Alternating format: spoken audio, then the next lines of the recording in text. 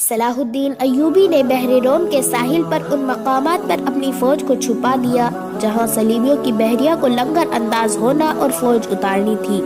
اس نے ان مقاماتوں سے دور اپنی بحریہ بھی چھپا دی۔ حملے میں ابھی کچھ دن باقی تھے۔ ایک مورخ سراج الدین نے لکھا ہے کہ سوڈانی فوج نے صلیبیوں کے حملے سے پہلے کی بغاوت کر دی، جو صلاح الدین ایوبی نے طاقت سے نہیں بلکہ ڈپلومیسی اور حسن سلوک سے دبا دی۔ بغاوت کی ناکامی کی ایک وجہ یہ بھی تھی کہ باغیوں کو اپنا سالار ناجی کہیں نظر نہیں آیا تھا اور اس کا کوئی نائب بھی سامنے نہ آیا، وہ سب قید میں تھے۔ مگر ایک اور مورخ خطی یاچی لکھتے ہیں کہ سوڈانی فوج نے حملے کے بہت دیر بعد بغاوت کی تھی۔ تاہم یہ دونوں مورخ باقی واقعات پر متفق نظر آتے ہیں۔ دونوں نے لکھا ہے کہ صلاح الدین ایوبی نے ناجی اور اس کے نائب کو قید میں سزائے موت دے کر رات کے وقت گمنام قبروں میں دفن کرا دیا تھا۔ ان دونوں مورخوں نے اور تیسرے مورخ لین پول نے بھی صلیبیوں کی بحریہ کے بارے میں ایک جیسا ہی لکھا ہے۔ وہ لکھتے ہیں کہ خط میں دی ہوئی تاریخ کے عین مطابق صلیبیوں کی بحریہ، جس میں فریق کی، یونان کی، رومیوں کی اور سسلی کی بحریہ شامل تھی، ایک کمان میں جمع ہو کر نمودار ہوئی۔ مورخوں کے لیک کے مطابق جنگی جہاز کی تعداد 150 تھی۔ اس کے علاوہ 12 جنگی جہاز بہت بڑے تھے۔ ان میں مصر میں اترنے کے لیے فوج تھی۔ اس فوج کا صلیبی کمانڈر املیرک تھا، جن باقی کشتیوں میں رسد تھی۔ ان کی تعداد کا صحیح اندازہ نہیں کیا جا سکا۔ جہاز 2 قطاروں میں آ رہے تھے۔ صلاح الدین ایوبی نے دفاع کی کمان اپنے پاس رکھی۔ اس نے صلیبیوں کی بحریہ کو ساحل کے قریب آنے دیا۔ سب سے پہلے بڑا جہاز لنگر انداز ہوئے۔ اچانک ان پر آگ برسنے لگی۔ یہ صلاح الدین ایوبی کی اور سے پھینکی ہوئی مشالیں تھی اور آگ کے گولے اور ایسے تیر بھی تھے جن کے پچھلے حصے جلتی ہوئی مشالوں کی مانند تھے۔ مسلمانوں کی برسائی ہوئی اس آگ نے جہازوں اور کشتیوں کو، بادبانوں کو آگ لگا دی۔ جہاز لکڑی کے بنے ہوئے تھے، فوراً جل اٹھے۔ ادھر سے مسلمانوں کے چھپے ہوئے جہاز آ گئے، انہوں نے بھی آگ ہی برسائی۔ یوں معلوم ہوتا تھا جیسے بحر روم جل رہا ہو۔ صلیبیوں کے جہاز رخ موڑ کر ایک دوسرے سے ٹکرانے اور ایک دوسرے کو جلانے لگے۔ ان میں سے صلیبی فوج سمندر میں کود گئے۔ ان میں سے جو سپاہی ساحل کی طرف آئے وہ سلطان ایوبی کے تیر اندازوں کا نشانہ بنے۔ ادھر نور الدین جنگی نے شاہ فریق کی سلطنت پر حملہ کر دیا۔ فریق نے اپنی فوج کو مصر میں داخل کرنے کے لیے خشکی کے ذریعے روانہ کر دیا تھا۔ فریق صلیبیوں کی بحریہ کے ساتھ تھا۔ اسے اپنے ملک پر حملے کی اطلاع ملی تو بڑی مشکل سے جان بچا کر اپنے ملک میں پہنچا، مگر وہاں کی دنیا ہی بدل گئی تھی۔ بحر روم میں صلیبیوں کا ایک کمانڈر املوک بچ گیا۔ اس نے ہتھیار ڈال کر سمجھوتے کی درخواست کی، جو بہت بڑی رقم کے عوض میں منظور کر لی گئی۔ یونانیوں اور سسلی والوں کے کچھ جہاز بچ گئے تھے۔ صلاح الدین ایوبی نے انہیں اپنے جہاز واپس لے جانے کی اجازت دے دی، مگر راستے میں ایسا طوفان آیا کہ تمام تر بچے کھچے جہاز غرق ہو گئے۔ 19 دسمبر 1169 کے روز صلیبیوں نے اپنی شکست پر ہستاکشر کیے اور صلاح الدین ایوبی کو تادان ادا کیا۔ بیشتر مورخوں اور ماہرین حرب و جرب نے صلاح الدین ایوبی کی اس فتح کا سہرا اس کی انٹیلیجنس سروس کے سر باندھا ہے۔ رقاصہ زکوئی کا ذکر اس دور کے ایک مرکشی واقعہ نگار اسد الازدی نے کیا ہے، اور علی بن سفیان کا تعارف بھی اسی واقعہ نگار کی تحریر سے ہوا ہے۔ یہ تو ابتدا تھی۔ اس کے بعد صلاح الدین ایوبی کی زندگی پہلے سے زیادہ خطروں میں گر گئی۔ صلاح الدین ایوبی نے سمندری بیڑے اور افواج کو بحر روم میں غرق کر کے صلاح الدین ایوبی ابھی مصر کے ساحلی علاقوں میں ہی موجود تھا۔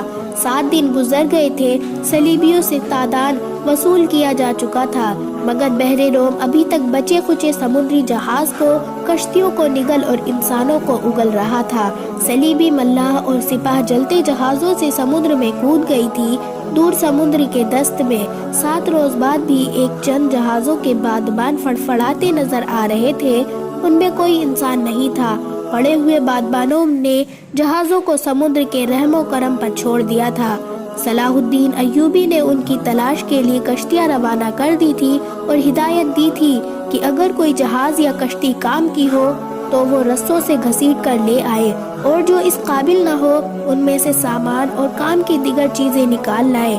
کشتی چلی گئی تھی اور جہازوں سے سامان لایا جا رہا تھا، ان میں زیادہ تر اسلحہ اور کھانے پینے کا سامان تھا یا لاشیں۔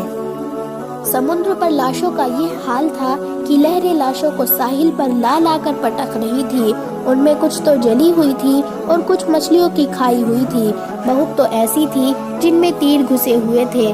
صلاح الدین ایوبی نے صلیبیوں کے تیروں، تلواروں اور دیگر اسلحہ کا معائنہ بڑی غور سے کیا تھا اور انہیں اپنے اسلحہ کے ساتھ رکھ کر مضبوطی اور مارک مقابلہ کیا تھا۔ زندہ لوگ بھی ابھی تک تختیوں اور ٹوٹی ہوئی کشتیوں پر تیرتے ابھی تک سمندر سے باہر آ رہے تھے۔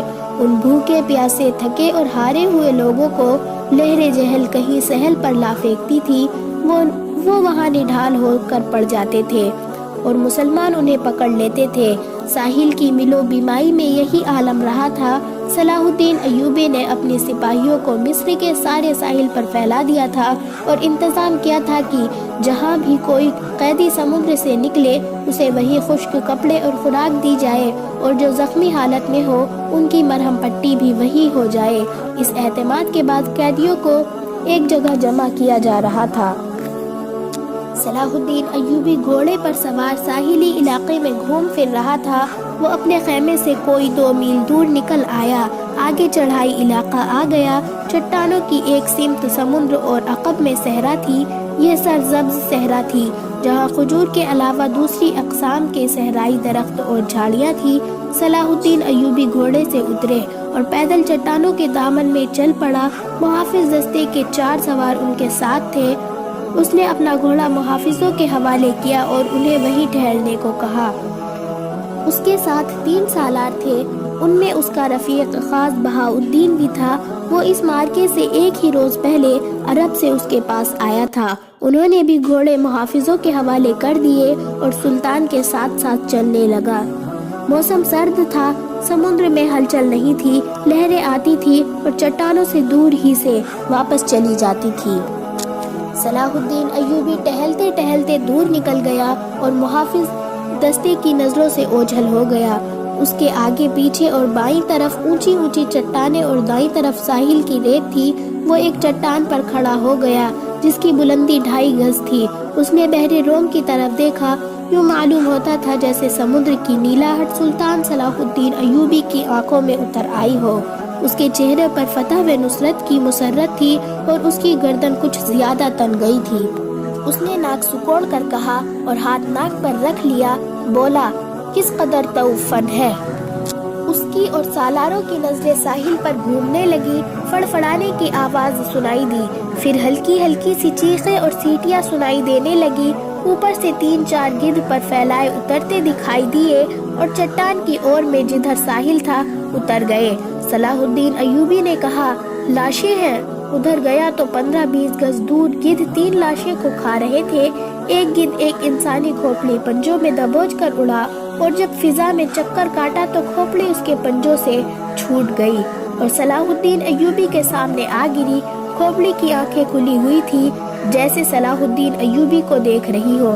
چہرے اور بالوں سے صاف پتہ چلتا تھا کہ کسی صلیبی کی کھوپڑی ہے۔ صلاح الدین ایوبی کچھ دیر کھوپڑی کو دیکھتا رہا، پھر اس نے اپنے سالاروں کی طرف دیکھا۔ ان لوگوں کی کھوپڑیاں مسلمانوں کی کھوپڑیاں سے بہتر ہے۔ یہ ان کھوپڑیوں کا کمال ہے کہ ہماری خلافت عورت اور شراب کی نظر ہوتی جا رہی ہے۔ ایک سالار نے کہا، صلیبی چوہوں کی طرح سلطنت کو ہڑپ کرتے چلے جا رہے ہیں۔ شداد نے کہا، اور ہمارے بادشاہ انہیں جزیہ دے رہے ہیں۔ فلسطین پر صلیبی قبضہ ہے سلطان، کیا ہم امید رکھ سکتے ہیں کہ ہم فلسطین سے انہیں نکال سکیں گے؟ صلاح الدین ایوبی نے کہا، خدا کی ذات سے مایوس نہ ہو شداد۔ ایک اور سالار بولا، ہم اپنے بھائیوں کی ذات سے مایوس ہو چکے ہیں۔ صلاح الدین ایوبی نے کہا، تم ٹھیک کہتے ہو، حملہ جو باہر سے ہوتا ہے اسے ہم روک سکتے ہیں۔ کیا تم میں سے کوئی سوچ بھی سکتا تھا کہ کفار کے اتنے بڑے بحر روم بیڑے کو تم اتنی تھوڑی طاقت سے نظر آتش کر کے ڈبو سکو گے؟ تم نے شاید اندازہ نہیں کیا کہ اس بیڑے میں جو لشکر آ رہا تھا وہ سارے مصر پر مکھیوں کی طرح چھا جاتا، اور ہم نے کھلے میدان میں نہیں بلکہ صرف گھات لگا کر اس لشکر کو سمندر کی تہ میں گم کر دیا۔ میرے دوستو، حملہ جو اندر سے ہوتا ہے اسے تم اتنی آسانی سے نہیں روک سکتے۔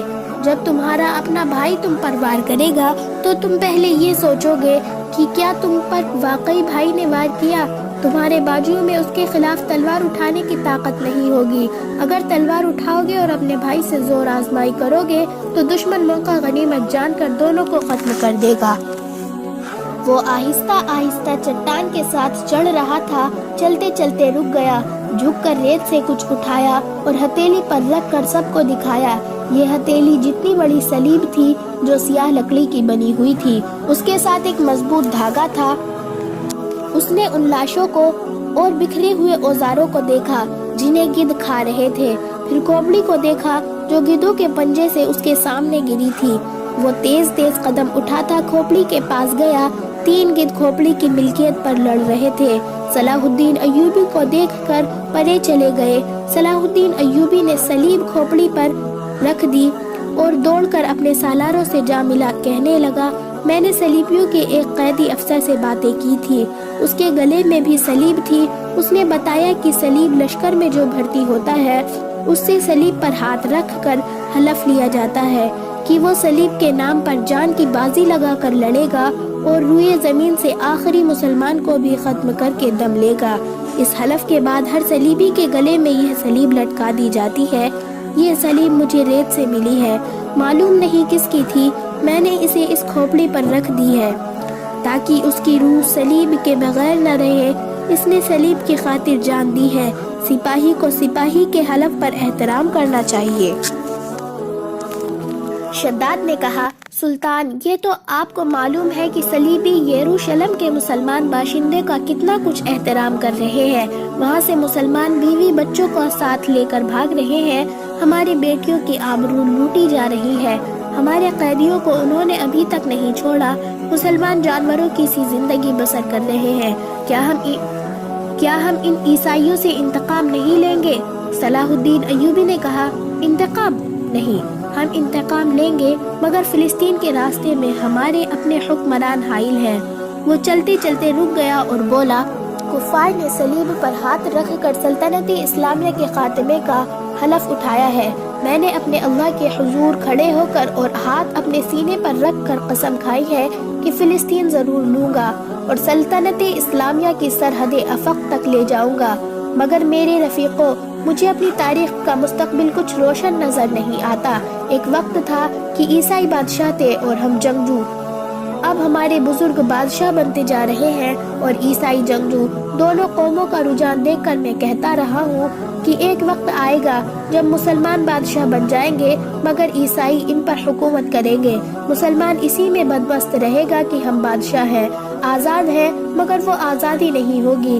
میں فلسطین لے لوں گا مگر مسلمانوں کا رجحان بتا رہا ہے کہ وہ فلسطین گوا بیٹھیں گے۔ عیسائیوں کی کھوپڑی بڑی تیز ہے۔ 50,000 سورانی لشکر کو کون پال رہا تھا؟ ہماری خلافت اپنی آستین میں ناجی نام کا سانپ پال رہا تھا۔ میں پہلا امیر مصر ہوں جس نے دیکھا ہے کہ یہ لشکر ہمارے لیے نہ صرف بیکار ہے بلکہ خطرناک بھی ہے۔ اگر ناجی کا خطرہ پکڑا نہ جاتا تو آج ہم سب اس لشکر کے ہاتھوں مارے جا چکے ہوتے یا اس کے قید میں ہوتے۔ اچانک ہلکی سی سنسناہٹ سنائی دی اور ایک تیر صلاح الدین ایوبی کے دونوں پاؤں کے درمیان ریت میں لگا۔ جدھر سے تیر آیا تھا ادھر صلاح الدین ایوبی کی پیٹھ تھی۔ سالاروں میں سے بھی کوئی ادھر نہیں دیکھ رہا تھا۔ سب نے بدک کر اس طرف دیکھا جدھر سے تیر آیا تھا۔ ادھر نکیلی چٹانیں تھی۔ تینوں سالار اور صلاح الدین ایوبی دوڑ کر ایک ایسی چٹان کی اوٹ میں ہو گئے جو دیوار کی طرح عمودی تھی۔ انہیں توقع تھی کہ اور بھی تیر آئیں گے۔ تیروں کے سامنے میدان میں کھڑے رہنا کوئی بہادری نہیں تھی۔ شداد نے منہ میں انگلی رکھ کر زور سے سیٹی بجائی۔ محافظ دستہ پابرکاب تھا، ان کے گھوڑوں کی سر پر ٹاپ سنائی دی۔ اس کے ساتھ ہی تینوں سالار اس طرف دوڑ پڑے جدھر سے تیر آیا تھا۔ وہ بکھر کر چٹانوں پر چڑھ گئے۔ چٹان زیادہ اونچی نہیں تھی۔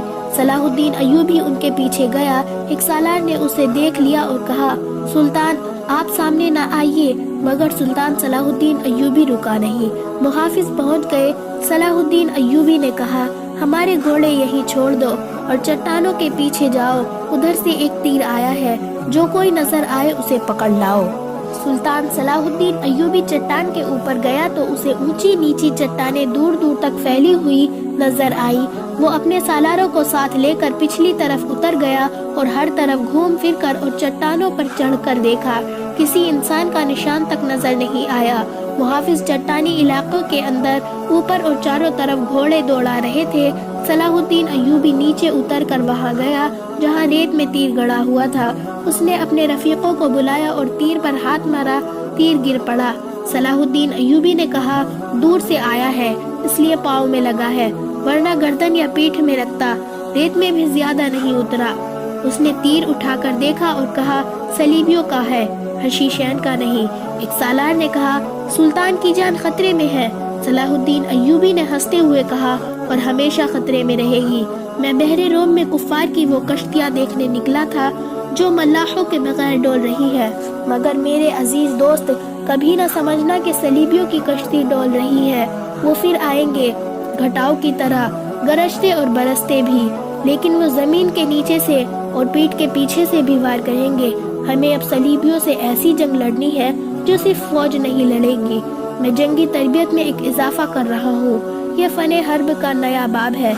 इसे जासूसों की जंग कहते हैं।